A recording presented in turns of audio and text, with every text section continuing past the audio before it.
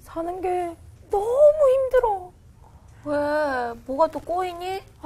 나 이번 사업도 실패하는 것 같아. 야, 선미야, 벌써 몇 번째야? 나 이러다가 사기꾼 취급당하게 생겼어. 야, 너 아이템을 잘못 잡았나 보다. 아니야, 요즘 대세라고 해서 내가 얼마나 공을 들였는데. 병가지 상사라고. 사업하다 보면 그런 일이 있어. 야, 남 일이라고 그렇게 말하기는 쉽겠지만, 야, 너도 당해봐. 선미야, 그래도 마음 굳게 먹어. 화이팅! 화이팅. 야, 그냥 접고 딴 거 알아봐. 야, 접긴 뭘 접어. 사업이 무슨 종이배냐, 접게? 오, 이런 난간에서도 그런 농담을. 여유 있네. 여유 있지. 좋은 정신 상태. 응, 알았어. 그거다. 뭐? 종이 접기. 뭔 소리래? 야, 얼마 전에 종이 접기 아저씨 TV에 나왔잖아. 야, 나도 봤어. 야, 그거 진짜 추억 돋지 않냐? 이게 짱이었지. 맞아. 야, 근데 선미 너도 종이 잘 접지 않아? 어린이에게 꿈을 주는 사업. 그렇지. 괜찮다. 괜찮지? 괜찮다. 잘할 수 있어. 어울려. 야, 잘할 수 있겠지? 잘할 수 있어. 나 진짜 잘할 수 있을 것 같아. 고마워. 나이스.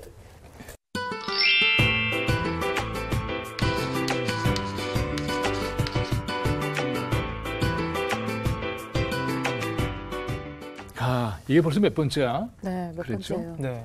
그리고 이것도 좀 이렇게도 해볼까 저렇게도 해볼까 얼마나 많은 궁리를 했을까. 그렇죠? 네, 밤잠도 못 자고. 맞아요. 그러면서 돌파구가 있을까? 이런 고민을 많이 했겠죠? 네. 네. 그럼 누군가가 이렇게 좀 해보지 그래? 라고 하면 그렇게 해볼까? 일 수도 있겠지만 네. 보통은 이런 생각도 할 수가 있어요. 그건 안 해본 거 아니거든. 네가 해봐. 그렇잖아요. 자, 이렇게 그 절망의 무게를 감당하기 어려운 때에 어떻게 해내야 될 건가? 이런 문제를 가지고 오늘 본문을 한번 생각을 해봅시다. 네. 그 뒤에 예수께서 디베레아 바다에서 다시 제자들에게 자기를 나타내셨는데 그가 나타나신 경위는 이러하다. 시몬 베드로와 쌍둥이라고 불리는 도마와 갈릴리 가나 사람 나다나엘과 세베대의 아들들과 제자들 가운데서 다른 두 사람이 한자리에 있었다. 시몬 베드로가 그들에게 말하기를 나는 고기를 잡으러 가겠소 하니 그들이 우리도 함께 가겠소 하고 말하였다. 그들은 나가서 배를 탔다. 그러나 그날 밤에는 고기를 한 마리도 잡지 못하였다. 이미 동틀 무렵이 되었다. 그때 예수께서 바닷가에 들어서셨으나 제자들은 그가 예수이신 줄을 알지 못하였다. 그때 예수께서 제자들에게 물으셨다. 얘들아, 뭘 좀 잡았느냐? 그들이 대답하였다. 못 잡았습니다. 예수께서 그들에게 말씀하셨다. 그물을 배 오른쪽에 던져라. 그리하면 잡을 것이다. 제자들이 그물을 던지니 고기가 너무 많이 걸려서 그물을 끌어올릴 수가 없었다. 네. 요한복음의 맨 마지막에 나와 있는 디베라 바닷가에서 일어난 사건. 네. 이렇게 우리는 이해를 할 수가 있어요. 그리고 이때 제자들은 어떤 처지였는가? 그리고 예수님 나타나서 무슨 말씀하셨는가? 그 다음에 어떤 결과를 가져왔을까? 이런 것들이 이야기를 읽고 생각하는 데에 짚어볼 대목들이에요. 우선 첫째, 제자들은 어떤 상태였을까를 떠올려 봐야 돼요. 이 사건은 예수님이 십자가에서 처형을 당한 이후에 제자 공동체는 어떻게 됐을까요? 뿔뿔이 흩어져. 그렇죠. 그래서 과거의 동력이나 결속력이나 이런 걸 갖기가 굉장히 어려웠겠죠. 그러다가 예수님의 부활 사건을 경험하게 되죠. 네. 다시 기운을 추스려서 일어나지만 그러나 그것도 잠깐 환영인 듯하고 잘 모르겠어요. 그래서 다시 뭘 한다는 게 굉장히 어렵고 암담한 거예요. 예수님의 부활 현장과 만나게 되는 장면들을 보면 그 성서는 대부분 다 어떻게 되어 있냐면 누군지 몰라요. 예수님을 보고서. 동산직인 줄도 알고 뭐 잘 몰라. 그럼 왜 그러냐 하면 부활하신 다음에 모습이 달라져서 그랬을까요? 아니요. 그러면 뭔가 음흠. 더 밝아지시는 예수님께서. 방금 만드는 얘기인 것 같아요. 네, 맞아요. 더 정답. 부활을 믿지 못해서 봐도 알 수가 없었을 것 같아요. 바로 그거죠. 우리 지난번에 그 바울 얘기를 했을 때, 사울 얘기를 했을 때에 눈이 감겨져 뜨이는 네. 그런 거 기억나죠? 네. 그러고 나서는 눈에 비늘이 떨어지는 것 같아요. 비늘 같은 게 떨어졌다는 대목이 나오는데 우리가 시간이 많지 않아서 그 얘기까지는 못했지만 그게 떨어져야 보이는 거죠. 근데 부활이라고 하는 것 자체는 이들의 머릿속에 경험을 했다고 하지만 여전히 아직도 그게 자기의 삶이 되지 못하는 거죠. 그러니까 그 눈으로 보니까 안 보이는 거죠. 그래서 다른 사람처럼 느껴지는 거죠. 있을 수가 없는 거죠. 같이 오랫동안 먹고 자고 함께 다니고 했던 그런 예수님인데 난데없이 무슨 동산직이야, 동산직이네. 모르는 거죠. 근데 오늘 여기도 보면 우리가 핵심적으로 생각해야 될 것 중에 하나가 뭐냐 하면 제자들이 예수님의 말씀을 듣고 그리고서는 예수님의 말씀을 깊이 권위 있게 받아들여서 그물을 던졌다. 이거 아니에요. 그렇죠? 누군지 모르잖아요. 여기서. 그렇죠? 네. 어떤 낯선 사나이가 그랬다는 것.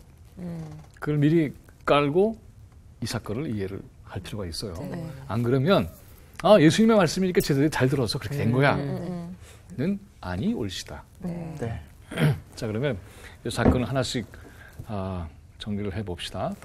자, 조금 전에 얘기했던 것처럼 제자 공동체는 예수님이 부재한, 계시지 않은 상태에서 이들이 어떤 돌파구를 찾을 수 있을까에 대해서 막막했던 상황이라고 하는 걸 마음속에 둘 필요가 있어요. 네. 그리고는 제자들이 어떤 얘기를 나누느냐 하면 여기 뭐 적지 않은 사람들이 있는 거죠. 베드로부터 시작해서 여러 사람들이 있는데 베드로가 제자 공동체에서 그래도 지도자의 위치를 갖고 있는 거죠. 네. 베드로가 어떻게 얘기하느냐에 따라서도 사실은 매우 중요한 방향이 설정이 될 수가 있어요. 이것도 보면 좀 문제가 있는 부분이에요. 왜냐하면 베드로가 예수님 처형 당하는 상황에서 튀었잖아. 그죠? 끝까지 같이 있었다. 그래서 그걸로 명성을 얻고 지도자가 됐다. 이건 아니거든요. 그런 이후에 또 설명할 기회가 있긴 하겠지만 아무튼 간에 그런 상황에 있는 베드로예요. 그러니까 이 베드로가 거기서 중심 인물이라고 해도 여전히 좀 석연치가 않은 것이죠. 바로 그 베드로가 무슨 얘기를 하느냐 하면 나는 고기를 잡으러 가겠소 이렇게 얘기를 해요. 이 사람들의 원래의 직업. 뭐죠? 어부. 영어로는 fishers 이렇게 얘기하죠. 예수님이 맨 처음에 이 어부들을 향해서 뭐라고 얘기했냐면 나는 너희들을 사람을 낚는 어부가 되게 해주겠다. 이런 거 기억나죠? 영어로 하면 I will make you fishers of men. 그렇게 되어 있는데 미국에서 어떤 여학교, 대학교에 목사님이 가서 졸업 축사를 하는데 바로 이 얘기를 한 거예요. I will make you fishers of men. 남자 잘났고 이렇게 이제 알아서는 거죠. 자, 아무튼 근데 이 베드로가 한 얘기는 뭐냐 하면 옛날 직업으로 돌아가겠다는 거죠. 고기나 낚으러 가겠다. 근데 여러분 생각해 보세요. 이들은 어부였지만 그러나 이제 사도들이 돼서 새로운 세상을 향해서 말씀도 전하고 해야 되는데 실패했다고 생각하는 거 아니에요? 네, 맞죠. 예수님 처형당했고 안 계시고 부활을 경험했다 하더라도 그게 그들에게 새로운 어떤 능력을 주는 것 같지도 않고 막막한 거죠. 그러니까는 선교의 사역의 전망이 보이지 않으니까 이걸 할 수 있을까? 힘들 것 같아. 나는 그냥 고기나 잡으러 가겠다. 이게 여러분들 이게 굉장히 중요한 상징성이 있는데 배가 고프니까 우리 고기나 잡아 먹으러 갈까? 이런 뜻이 아니에요. 그랬기 때문에 이후에 여러분들 보면은 이 사건이 일어나고 난 다음에 고기가 많아지고 그 다음에 예수님이 베드로에게 하신 얘기 혹시 기억나요? 너가 나를 사랑하느냐? 3번을 물으시는 얘기. 이게 뭐냐 하면 베드로가 3번 부인을 하죠. 예수님 처형 당시에. 너 같이 다녔지? 아니요. 아니요. 아니요. 그래서 예수님이 내 양을 먹여라. 이 얘기는 운동을 포기하지 마라. 하나님 나라 운동을 포기하지 말라고 하는 거죠. 나는 고기를 잡으러 가겠어라는 이 말은 사실은 하나님 나라 운동을 포기해버린 상태에서 한 이야기예요. 이제 이해가 가죠? 그때 다른 제자들이 그러지 뭐 이렇게 된 거죠. 그래서 고기를 잡으러 가는 겁니다. 그러면 하나님 나라의 선교 운동이나 그 운동 자체로서의 성공에 자기를 전부 걸었다고 생각했는데 이건 안 되는 것 같다라고 종입에 접은 거죠. 네. 그런데 여기서 그것만 있는 건 아니잖아. 우리도 나름대로 할 수 있는 게 있잖아. 어부. 다들 기억 안 나? 옛날에 우리 그렇게 잘 놀았잖아. 가자고. 그래 맞아. 해서 가는 거죠. 근데 여기서 이들이 어떻게 되죠? 실패해 여기서도. 밤을 샜지만 한 마리도 못 잡았어요. 피레미 몇 마리는 건졌더라. 이게 아니라 아예. 어떻게 단 한 마리도 잡지 못해요. 자, 그러니까는 이들은 하나님 나라 운동에도 실패한 자가 되고 그다음에 자기 옛날에 자기 프로 난 여기에서는 그래도 확실해. 그것도 안 되네. 그러면 이것도 실패하고 저것도 좌절하는 그런 상황이 된 거죠. 그래서 이들은 더욱더 앞날이 암담해지는 그런 처지에 빠진 것을 상징적으로 보여주는 사건이라고 얘기할 수 있습니다. 자, 그래서 그 이후에 벌어진 걸 보면은 아까 얘기했지만 그날 밤에 고기를 어떻게 그래 한 마리도 잡지를 못하네. 동틀 무렵이 됐어요. 동틀 무렵이 됐을 때에 이들은 이제 돌아봐야 되는 때예요. 동틀 무렵이 됐다라고 하는 것은 이 밤낚시한 거죠. 말하자면 동틀 무렵이 돼서 이들은 말하자면 만선이 아니고 빈배로 돌아와야 되는 거죠. 이왕 배를 띄워서 나갔으면 그러면 고기를 잡고 돌아오는 만선의 기쁨을 얻는 게 좋겠죠? 네. 그런데 이들은 동틀 무렵이 됐는데 아무것도 잡지 못해요. 자, 그러면 어떻게 될까요? 이들은 동트는 시간이 다가오는 게 좋아요, 안 좋아요? 안 좋아요. 그렇죠. 네. 초조하죠. 근데 참 묘해요. 동이 트는 것은 아침에 태양이 저 수평선에서 떠오르는 것이고 빛이 밝아지는 것이고 새로운 날이 시작되는 거잖아요. 그런데 현실은 동이 트는데 이들의 마음은 어떻죠? 아직도 캄캄. 더 캄캄해져. 그렇죠. 그러니까는 객관적인 현실이 동이 트고 있지만 그들의 마음도 역시 동이 트고 있다. 이건 아니에요. 도리어 오늘의 현실 속에서 가지고 있는 게 아무것도 없기 때문에 동이 트는 시간이 그들에게는 두려움의 시간이고 초조의 시간이고 불안의 시간이고 어둠으로 깊이 빠져들어가는 그런 시간으로 변모하는 것이요. 존재와 시간. 하이데거 좀 어렵죠? 자, 이렇게 시간의 변화라고 하는 것과 존재의 현실이 이렇게 만나는 겁니다. 동이 트는 시간이 왔다. 그 안에 있는 나의 존재의 의미는 무엇일까? 힘들죠. 허물어지는 것 같죠. 희망을 발견할 수가 없어요. 야, 이제 어두운 밤이 지나고 새벽이 와. 이 말은 뭘 뜻하죠? 절망의 그 시간은 이제 끝나는 것이고 희망의 밝은 아침이 오는 거야. 우리 이렇게 쓰잖아요. 그런데 이들이 놓인 현실을 보라 이거예요. 그러면 동튼다는 게 이들에게는 도리어 좌절의 시간이 더 확인되는 거죠. 동이 튼다는 것은 이들에게 희망의 근거를 발견할 수 있는 그러한 순간이 아니라 그들이 놓여있는 좌절의 현실을 보다 더 똑똑하게 확인할 수가 있는 그런 거죠. 또 하나 있어요. 그래서 되돌릴 수가 없는 시간. 점점 밤은 이제 거쳐가고 동이 틀 무렵이 됐을 때 그들에게는 만선의 기쁨을 안고 상륙해야 되는 준비를 해야 할 텐데 봤더니 아무것도 없네. 내 나이가 지금 몇 살인데? 동트는 시간이 오고 있는 거 아닐까? 그런 거죠. 예를 들자면. 그래서 나이 먹는 게 점점 무서워지는. 그렇게 하니까 막 더 확실하게 다가와요. 막 힘들어요. 시간이 이렇게 흐른다고 하는 것이 그들에게 더더욱 캄캄한 자신들의 미래를 보여준다고 하면 참 힘들겠죠. 맨 처음에 선미 씨가 정말 나 사는 게 너무 힘들어. 힘들어도 너무 힘들어. 이렇게 되는 거죠. 이들은 그러니까 하나님 나라 선교 운동에서도 그리고 자기들의 개인 생활과 실존을 해결하는 데 있어서도 다 막혀버린 거죠. 오도갈 데도 없는 상황에서 어디에도 돌파구가 보이지 않게 된 거죠. 이게 이 제자 공동체가 처한 엄연한 현실입니다. 봐, 그러니까는 그런 거 하지 말라 그랬잖아. 그냥 애초부터 그냥 어부 생활을 하지. 사방에서 그렇게 얘기할 수도 있죠. 네. 네. 그거라도 충실하고 살아. 무슨 뭐 하나님 나라 찾고 그래. 근데 이제 오랜만에 하니까 잘 안 되시지? 네. 와. 뭐 이런 비아냥의 대상이 될 수도 있는 거예요. 이들은 프로잖아요. 근데 안 되네. 이것만큼은 내가 자신 있어. 내가 하나님 나라 운동하는 건 혹시 모르지만 이거는 그래도 누가 뭐래도 나는 근데 안 되네. 맞아. 늙었나 그 사이에 뭐 이런 식의. 자, 이렇게 그들의 좌절의 깊이를 느끼게 되는 그런 상황인데 그때 예수님이 바닷가에 들어서서 말을 걸기 시작해요.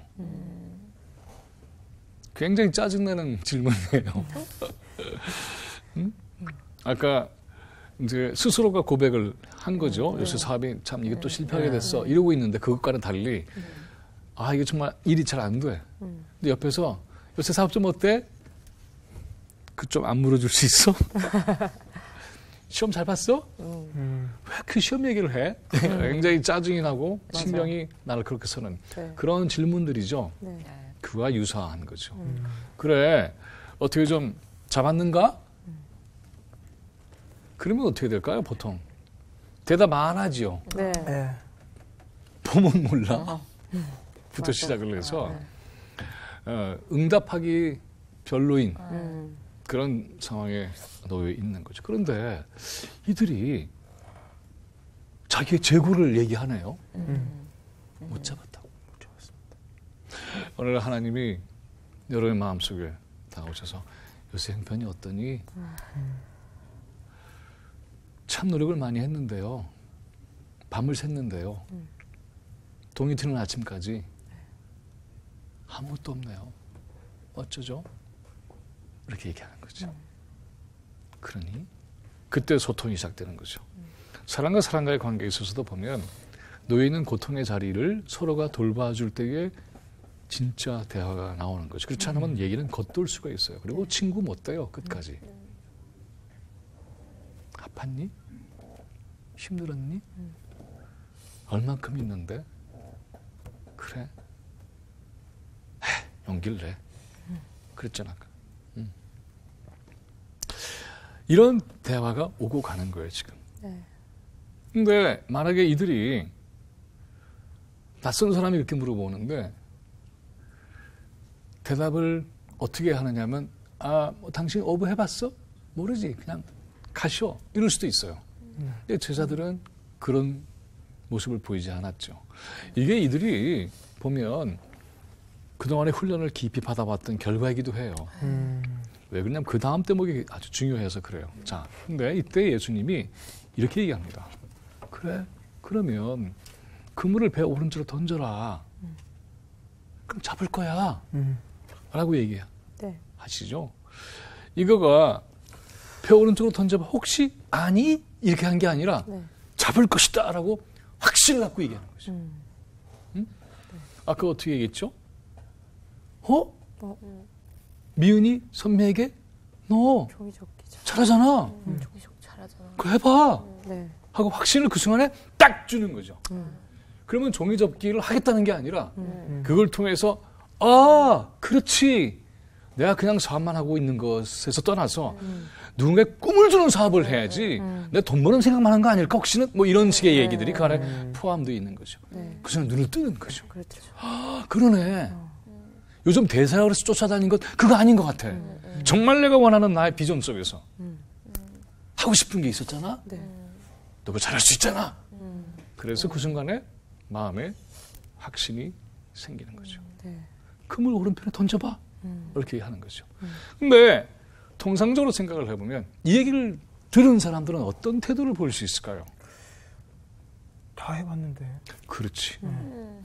그리고 상대는 여기에다가 명찰 나 프로 어부 이렇게 써있는 것도 아니고 또 전혀 모르는 사람이에요. 네. 맞아요. 혹시 저분 예수님이시나요? 그러면 이 얘기 들을 것도 없이 그냥 그렇죠. 튀어나와서 바로. 막 그렇게 하겠죠. 근데 아무튼 누군가 전혀 알지 못하는 낯선 사나이가 알지도 못하면서 네. 그렇게 얘기하는 거죠. 네가 직접 안 당해봐서 그래. 아까 그렇게 얘기했죠. 그리고 안 해본 거 아니거든. 너가 말하기 전에 지금 우리가 밤을 샜거든. 그거 안 해본 거 아니야.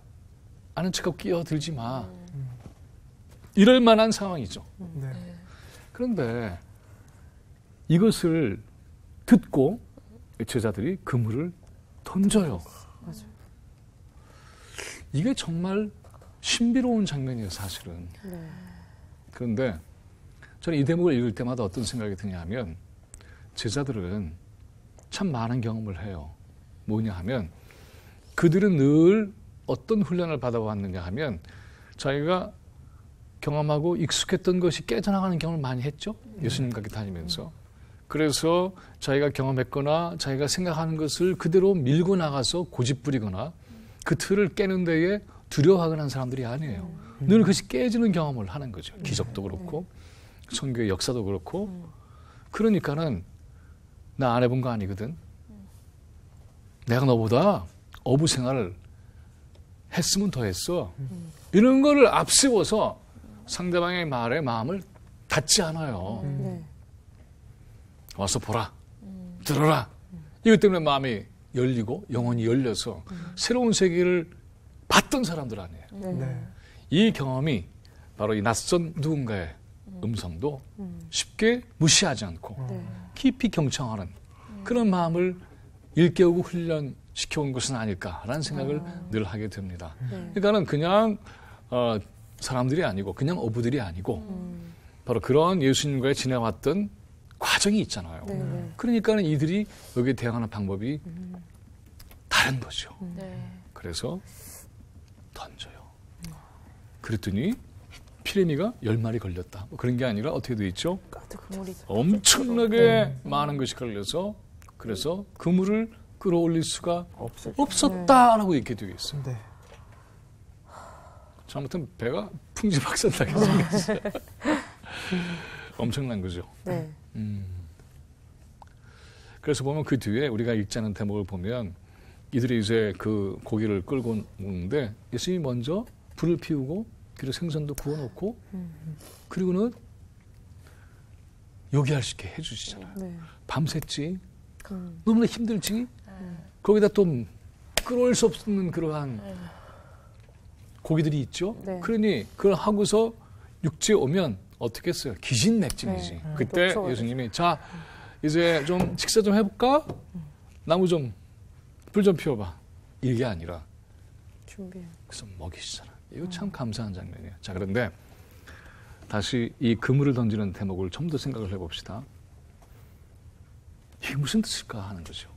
그물을 배 오른편으로 던진다고 하는 거. 그러니까 이게- 우리가 생각하는 방향이 아닌 정말 완전 반대 그런 방향으로. 걸까요? 그럴 수도 있을지 몰라요. 또 이 예전의 약속을 음. 그러니까 사람을 낚는 어부로 낚아주겠다고 하면서 베드로를 이렇게 같이 데리고 오시잖아요. 그때 약속을 다시 일깨워주는 게 아닐까 하는 생각도 들어요. 참 굉장히 의문스러운 대목이죠. 네. 그러니까 이것만 줄창 믿고 그래서 배에서 낚시를 하거나 그물을 던질 때 오른편으로 계속 던지는 이런 건 아니겠죠? 네. 자, 그물을 오른편으로 던진다고 하는 것은 말씀을 듣고 그리고는 믿음으로 그것을 행하는 모습이라고 한다면 네네. 그것은 어떤 거냐 하면 그때의 바닷속에 물고기가 지나가는 거 아니에요. 네. 그것은 하나님의 섭리죠. 네. 하나님의 섭리와 우리의 인간의 믿음의 의지가 만날 때 그때 이 사건이 벌어지는 거 아니에요? 네. 근데 흥미로운 건 뭐냐면 이런 거예요. 아까 얘기했던 것처럼 아니 그거 다 해봤거든?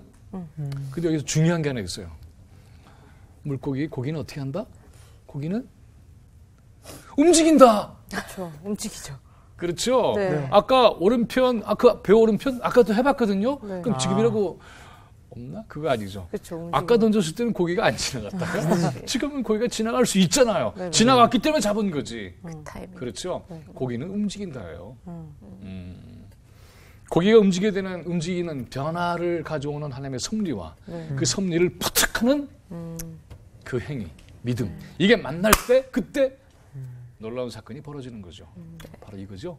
그러니까는 다 해봤어가 아니라 그래 내가 알지 못하는 사이에 세상은 변할 수가 있고 하나님의 섭리가 작동하고 진동시키고 움직여 나가는 그 무엇인가 있는데 그것을 어떻게 내가 포착하지 않고 놓아둔다면 어떻게 되는가? 동틀무렵이라고 하는 것은 여기에서는 이제 실패가 예정되어 있는 거 아니에요. 네.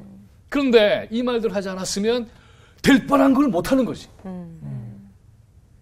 근데 이 동틀무렵은 근데 그것이 이루어지는 사건이 되는 거죠. 동틀무렵의 순간 아까 기억나죠? 모든 게 좌절돼서 자기의 절망이 확인되는 그러한 시간 아니에요. 네. 이 말을 믿지 않았다고 한다면 충분히 할 수 있었는데 바로 눈앞에서 못하고 돌아오는 거예요. 네. 하나님의 섭리를 포착하는 믿음의 능력을 발휘하지 않았기 때문에 이것을 일깨우는 겁니다. 살면서 때로 우리가 어떤 문제에 봉착하고 힘들었을 때에 저는 이것을 일깨우기를 바라요.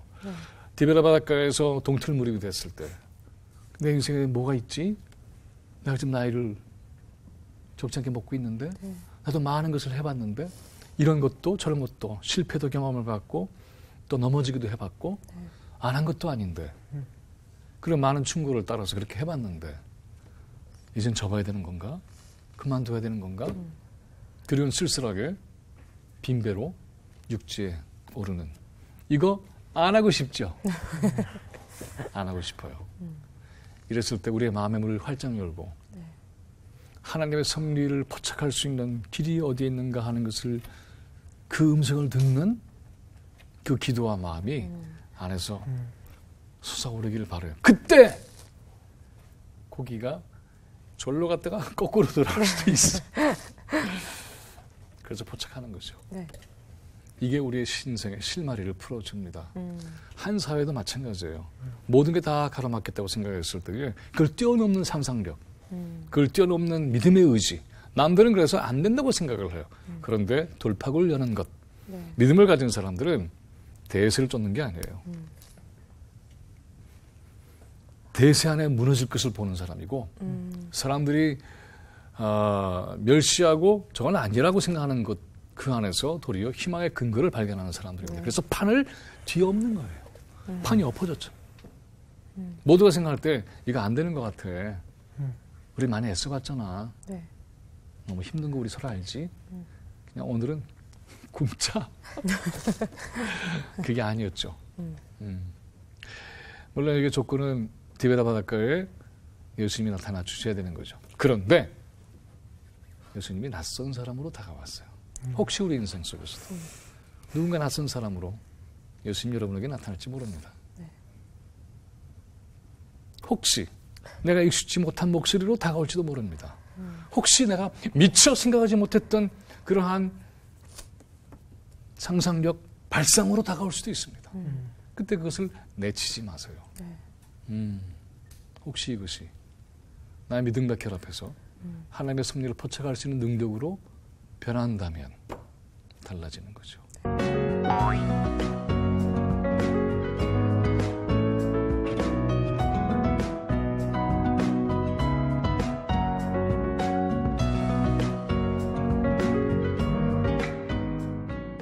예수님은 베드로에게 이렇게 얘기합니다. 나를 사랑하냐? 나를 사랑하냐? 나를 사랑하냐? 내 양을 먹여라. 내 양을 먹여라. 내 양을 먹여라. 이 얘기는 너가 이러한 좌절과 그러니까 이때 놀라운 게 뭐냐면 너 그때 솔직히 얘기 좀 해보자. 너 3번 나 부인했지. 나 상당히 섭섭하더라. 이렇게 시작한 거 아니죠. 네. 그냥 그 말로 사랑하지? 사랑하지. 그러면 뭘 해? 양을 먹여라. 절대로 포기하지 마라. 네. 그리고는 너의 삶을 여기에 던지면 그래서 네 삶 자체가 그물이 되는 거죠. 그래서 고기를 잡는 거죠. 그것은 우리에게 인생의 수확일 수도 있고요. 동시에 우리가 믿음 가운데서 얻고자 하는 가치일 수도 있어요. 이런 것들이 이 세상에 누룩처럼 번져서 세상을 행복하게 하는 세상을 만들어라. 그래서 너희들은 이것으로 배고픈 사람들을 먹여라. 내가 하는 것처럼. 네. 이 마음을 갖고 이들은 어떻게 됐을까요? 다시 새로운 출발을 할 수 있겠지요? 이제 나는 고기나 잡으러 가겠소가 아니라 그래! 이것으로 우리는 이제 세상을 향해서 배오른편에 그물을 던질 거야. 사람들은 거기에서 가망이 없다고 보기도 하지. 쓸데없다고 생각하기도 하지. 그렇지 않아. 내가 믿는 하나님은 내가 던지는 그물 바로 거기에 맞춰서 고기를 지나가게 하실 거야. 이렇게 해서 힘을 얻고 세상을 하나님의 사랑으로 그득 채우는 그러한 출발을 우리는 여기서 보게 됩니다. 혹시 여러분도 밤을 새우고 애를 쓰는데 동틀 무렵에 왔을 때에 아무것도 잡은 것이 없다고 생각을 해서 무너진 일이 없기를 바랍니다. 그때 힘있게 그물을 던지세요. 네. 예. 고맙습니다. 감사합니다. 감사합니다. 절대 포기하지 마. 네. 저쪽한테 하셔야 될 것 포기하지 같은데요. 마요. 은혜 받으셨나봐요. 어땠길래요? 얘기 좀 나눠주세요. 하나님 섭리를 포착합시다. 포착하셨군요 지금. 할렐루야. 프로그램에 도움을 주신 분들께는 성경 사랑방이 제공하는 책과 CCM 음반, 그리고 성경을 쉽게 만날 수 있도록 만화로 제작된 최고의 자습서 성경 2.0을 드립니다. 안녕하세요. KBS 개그우먼 후궁전에서 인사드렸죠? 어떡해. 개그우먼 정지민입니다. 우리 성경사랑방 벌써 1주년이 됐다고요. 너무너무 축하드리고요. 저처럼 아직 성경이 어려우신 분들에게도 큰 힘이 되고 또 그룹별로 알려주시니까 제가 또 그 그룹에 속해 있는 그런 마음도 가졌었거든요. 앞으로도 더 10년, 100년 동안 저에게 깊은 가르침 주시고요. 같이 보는 여러분들도 깊은 은혜 누리시길 바라겠습니다. 성경사랑방 1년 된 거 정말 축하드립니다.